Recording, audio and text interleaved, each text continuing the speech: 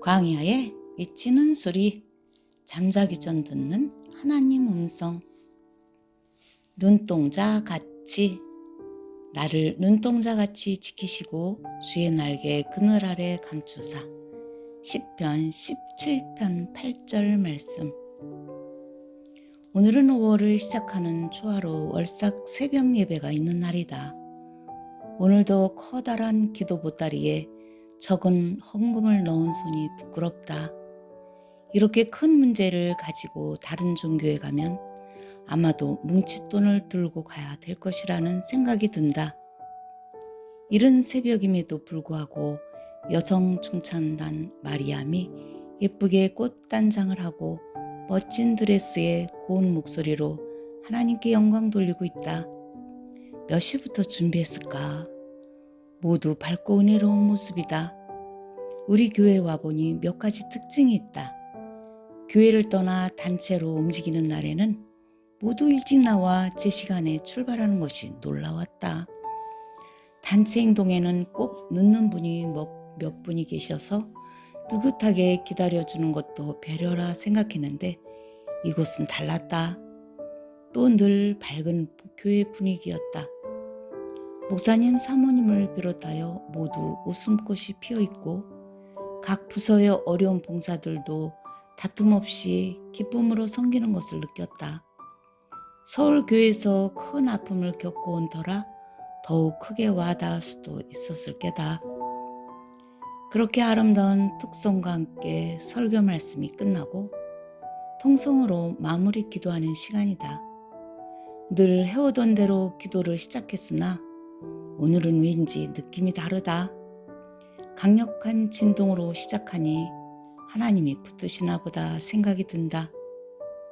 회개가 시작되고 죄인임을 고백한다.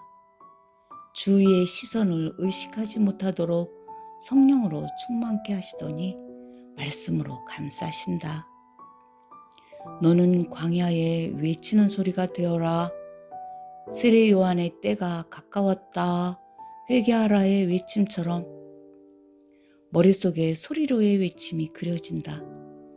높은 지위에 있는 고관들도 쪼그리고 앉아 어두운 방구석에 외롭게 홀로 있는 자들에게도 모두 들을 수도 있도록 외치거라. 너무 놀라웠다.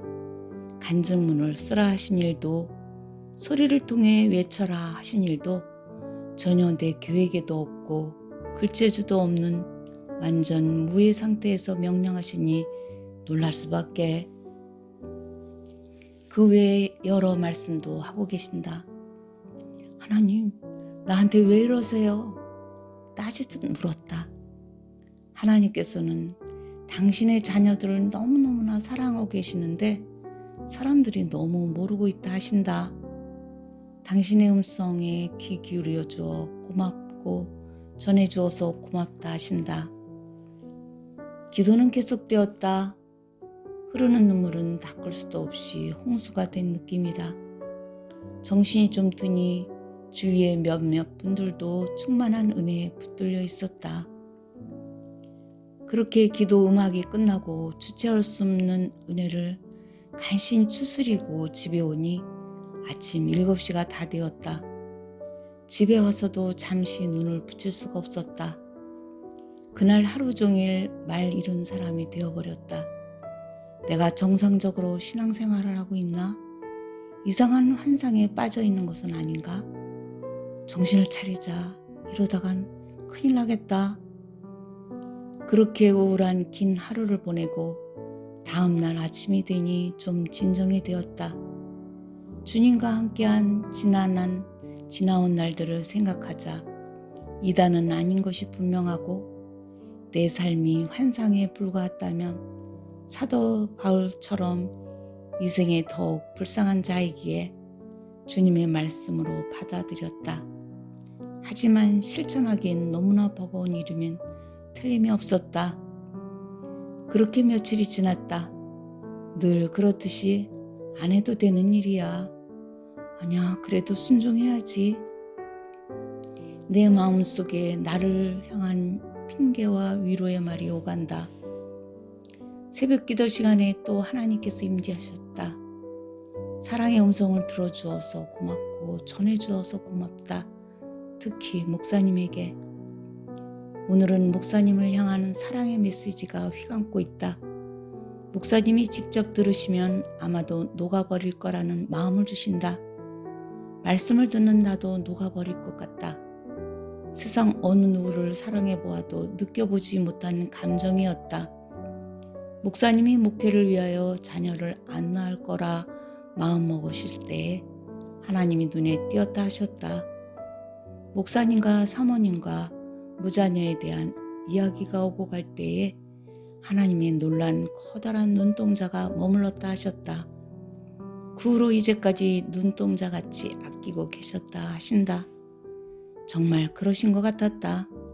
전도사 시절부터 한 교회에서 30년을 목회를 하신 것 보면 교인들의 순종도 있었겠지만 하나님의 특별한 사랑을 받으신 것이 분명해 보였다.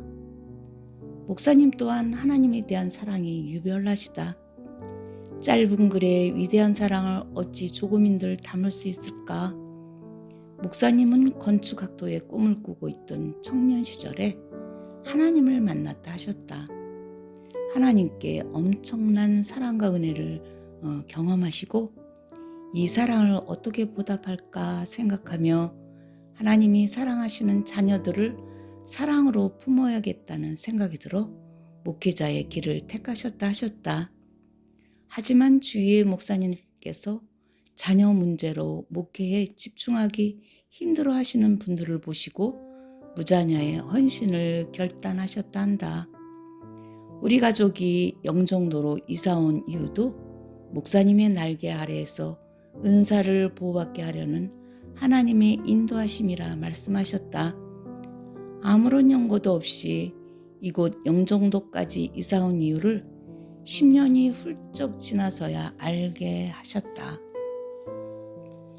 오늘은 눈동자같이 아껴주시고 사랑하시는 우리 목사님에 대한 이야기를 들려드렸어요. 하나님의 특별한 사랑을 받으시며 목회하시는 목사님과 특별히 주목하시고 은혜로 지켜주시는 복받기에 합당한 교회에서 믿음의 길을 함께 동행하고 있는 교회 여러분 사랑하고 축복합니다.